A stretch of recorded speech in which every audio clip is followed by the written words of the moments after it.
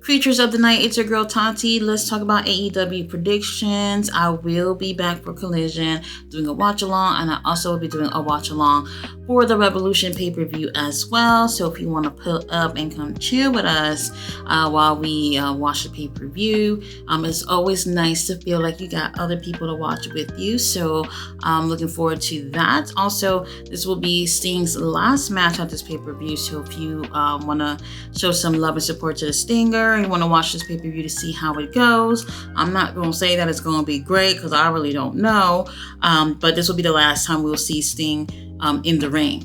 We've heard that before, but we'll see what happens. Now let's get into this predictions. Now, we do have the 0 hour pre-show. Only one match has been added on as of today, and I figured this was going to happen anyway. Chris Statlander and Willow Nightingale versus Julia Hart and Sky Blue. Now, at first, I was a little surprised because I was like, okay, I felt like this was going to be on the main card, but I guess not. I guess we don't have time for all of that. So this was added onto the 0 hour pre-show. And I shouldn't have been surprised about that because lately, from what I remember, we've been seeing Chris Statlander and Willow on these pre-shows the last few pay-per-views. So I guess I shouldn't have been surprised. Now, will they add any other matches? They better. The trios title should be on the line, whether it was on the 0 hour or on the main card, whatever situation is. Like, for whatever reason, the Acclaimed Daddy Ass are just so fucking comfortable without having titles to defend. They're just sitting there looking pretty on their waist, and that's pretty much it. And I don't like that. I love reigning, defending champions, and I'm not feeling what they're doing with the Ring of Honor 6-man tag and the AEW trios title, whatever, but we'll see. So for that match, I do have Sky Blue and Julia Hart taking the win. I know a lot of people have been assuming that Julia is injured, but since she's been added to this match, I don't think that might be the case. If anything, they just didn't have anything for her to do in terms of having an opponent to face in a singles match. And I think that this is okay because it actually helps push the story of whatever they're going to be doing with Sky Blue. So let's see how things go at the pay-per-view. But for right now, I see Julia and Sky Blue taking the win. Now, on to the main card. We have tag team action. We have my boys from Blackpool Combat Club, Jon Moxley and Claudio Castagnoli versus FTR. Oh, I'm not really sure about this one. So last that we left off is we saw some wins with Jon Moxley and Claudio and Bryan Danielson was all on the same team. They won, and it kind of made me feel like maybe we might see FTR win at the pay-per-view. Maybe I'm not 100% sure. I would love for Jon Moxley and Claudio to take the win. I love FTR. We already had a 20-minute match with these two guys. It has to be really different. There's no stipulations here that I see for this match. I just feel like it has to be really different so it doesn't feel like we saw that we're seeing the same thing that we saw last week with them having, or 2 weeks ago with that tag team match that they already had. As long as it's something different, then I'm cool with it. I'm not sure who's gonna win, but my picks are Jon Moxley and Claudio because I love them. I want to see them win. Now, on to what I believe is going to be the match of the night. I don't give a damn what anybody says. Will Ospreay versus Konosuke Takeshita. These motherfuckers here do no wrong in my eyes and most people's eyes. And if we're talking about them being in the ring, they are flawless. When I'm looking at this whole card, and in terms of match quality, who's going to give us the best match, it's these two. I don't see anyone else on this card to get that from. Not even for the World Championship match. I don't feel that same vibe. In my opinion, Will Ospreay is going to take the win. Not only is he going to take the win, I believe he is going to lead the Don Callis family, and he is going to continue to do his United Empire with Kyle Fletcher and Mark Davis in AEW. That's where I see it going. I mean, it might not go that way, but that's what I think is going to happen. So we'll see. But I believe this is going to be match of the night for sure. All right, so now we have this all-star 8-man scramble match, okay? This is replacing the Meat Madness fiasco that we're supposed to have with Powerhouse Hobbs Wardlow and Lance Archer. That was for no reason added onto the card. I have no clue what was the point of that. But then Tony comes on Wednesday, like an hour or two before Dynamite, to say that these motherfuckers were injured and that the match is canceled until they get cleared. But then he comes on and airs Dynamite, and then they show a graphic for those 3 guys that were supposedly injured and not cleared less than 2 hours before, and saying that they're going to be part of an 8-man All-Star Scramble match instead. And I'm just like, you didn't even need to announce that these guys were injured. You just put them in another situation where there's going to be 5 more people in the match. What's the point of that? I have no idea. And also, when I look at Lance Archer, he's big, he's tall, but he's not meaty. Sorry to say. Now, the contestants, the guys in this match, we have Chris Jericho for whatever reason, Wardlow, Powerhouse Hobbs, Lance Archer, Hook, Brian Cage, and then we have Magnus that was just added onto the match because he won against Matt Sydal on Rampage. So if you didn't see that, that was a qualifying match. And there's another qualifying match that's going to be on Collision. I'm not 100% sure who all is on that match, but it is what it is. I'm looking at this shit and I'm just like, why is Chris Jericho on here? I have no clue. Hook and Brian Cage, they've been beefing for like a month now. Put these dudes on a one-on-one match. I don't understand what are we doing with these 2 guys. And then other than that, I don't care. I really don't care. Moving on. The AEW TNT Championship is on the line. Our stepdaddy Christian versus Daniel Garcia. Wow. First of all, our stepdaddy will retain. I don't see Daniel Garcia winning this. There is hardly a build to this. They've had a couple of exchanges with each other, and that's pretty much it. I feel like for Christian to lose this title, it needs to be in a big feud. I think that he really brought some notoriety back to the TNT title after they've just fucked up with the TNT title over and over and over again. So he needs a really big feud. Obviously, he still is feuding with Adam. Adam is injured. Can't do anything about it. Daniel Garcia somehow was next in line, even though he was nowhere near the top 5 in the rankings. I have no clue how the hell they are holding up with these rankings. They have not been consistent. But moving along, our stepdaddy will retain. Now, I don't know if this is going to be main event or not. I'm just going based off what I have here on this card that's on this website because I can't remember it all. Now, the AEW tag titles on the line. Sting and Darby versus the Young Bucks. Obviously, Ric Flair is going to be ringside. This one right here, I've been debating because, number one, they did the wrong thing in my opinion, which is taking the titles off of Big Bill and Ricky, our young superstars, AEW's future, okay? Taking those titles off of them to give to Sting. I have no issues with Sting. I think he's cool peoples, but Sting has been in the company for quite some time. Y'all should have been put the title on him if y'all felt like giving things away. And I'm sorry to say this, Tony Khan has a thing where he just set things up to give things away.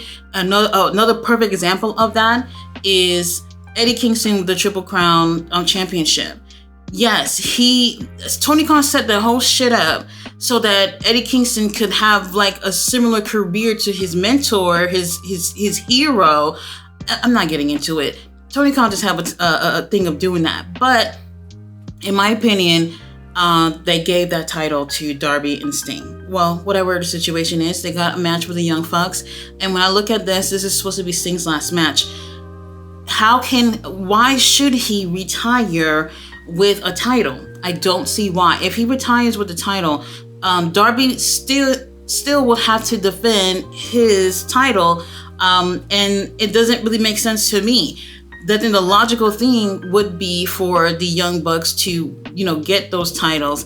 And as much as I really don't care for them, it just makes more sense because the titles are involved. If the titles wasn't involved, I can see Sting and Darby winning this with no problem at all. However, I don't believe that you should retire with the titles. That's just my opinion. Everybody thinks something different. It is what it is. Now, Ric Flair is going to be out there. Ric Flair obviously can never be trusted. But we did see on Dynamite how it seemed like Rick was on the side of the Young Bucks at first, and then all of a sudden, here he goes attacking them when they almost killed Darby in the ring. So now I'm looking at the situation and I'm like, there's still an opportunity for Ric Flair can flip the script still at the pay-per-view. I think that's possible. In my opinion, I really don't know in terms of who's going to win this, but I think in terms of business, as much as I hate saying this, the titles have to move on, and they would have to go to the Young Bucks, and they're the very last people in terms of tag teams I want to see with those titles. But whatever, if they get it, I'm okay with it. It is what it is. Now we got the AEW Continental Crown Championship match. Bryan Danielson, my boy Bryan, versus Eddie Kingston. Eddie Kingston, I believe, is going to retain. Obviously, they've been having this beef. I just love how Bryan, he has this way of hating you and don't even have to say it. Like, he just don't even acknowledge you, and that just gets under your skin. And I can see it with Eddie. He is annoyed every time Bryan acts like he doesn't exist, and I'm like, bro, like, that shouldn't be a bad thing for you.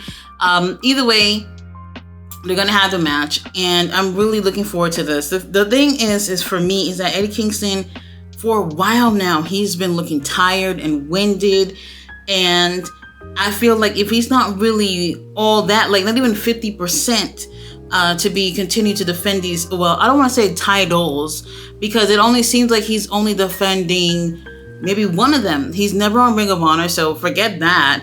And then, the other two titles just doesn't make sense. Why someone needs 3 titles? Tony Khan, are you not seeing this to see that this doesn't really make sense for one person to walk around with 3 titles, and then every time they defend it, that they're all on the line at the same time? This does nothing for Ring of Honor, who does not have someone sitting at the top of the food chain. There is nobody looking to get their hands on the world title in Ring of Honor, because there is none for anyone to fight over for. And that's just a God honest truth. I don't know what the hell is going on over there, but I do see Eddie Kingston retaining. I would love to see my boy Bryan take the win. But this just looked like it's going to the favor of Eddie Kingston. Bryan made his ass go to fucking sleep the other night during their match, and I absolutely love it. I just don't see him taking the title off of him, with those titles off of him. Now we have the Women's World Championship on the line. Our girl Timeless Toni Storm versus Deonna Purrazzo. I see Toni absolutely retaining this gimmick. This thing she got going on is 100% just, it is just everything, and I absolutely love it. I think that she is really working this character, and this is what I've been seeing for so long is missing in pro wrestling is characters. So many wrestlers want to come out and just be themselves, and they suck. Nobody wants to just see you. They want to see you be something, and her turning into this timeless Toni Storm was the best thing that could have possibly happened to her. The whole thing with her being the outcast Toni Storm didn't work, and I said it from the very beginning that shit didn't work for any of the girls, and I'm hoping that all the girls, Saraya and Ruby included, are going to break away from that whole thing and end up finding success within the company. But Toni Storm has been absolutely on fire. Mariah May, she ringside, she over there, and Luther has just been really getting into that whole role, and he's just been phenomenal too. So it's been an absolute treat to see how Toni has absolutely excelled in this character. But I see her retaining. Deonna, girl, I love you, but you ain't getting the title. Now we do have the International Championship on the line. Orange Cassidy versus Roderick Strong. I would love to see Orange lose it. I do love Roderick. Is he 100% ready for the title? I can't say yes. However, I'm ready and ready to move on to someone else with an international title. Orange Cassidy, yes, he puts in the work. He's really great at what he does, but I'm bored. And I think a lot of people can say the same thing. He's had the titles back to back, and it seems like maybe they're looking to have a long title reign with him again. I forgot how long he had it the first time around, but I don't want to see him have it that long again. It's time for us to be putting titles on other people. It's time for us to be building other stars on this roster. And we can't just spend 2 years of the international title existence on one fucking person. I'm over it. I want to see Roderick take the win. All right, y'all. Main event, the AEW World Championship match. Our boy, our Oos, Samoa Joe versus Hangman Adam Page versus Swerve Strickland. I still, to this moment, feel like it's a mistake to do a triple threat match so early. Samoa Joe has only defended the title one time. One time, has had 2 matches since he won the title at World's End. I am not blaming Samoa Joe for this at all. This is 100% Tony Khan. This is 100% the company not looking at a beast like Samoa Joe and putting him in the ring.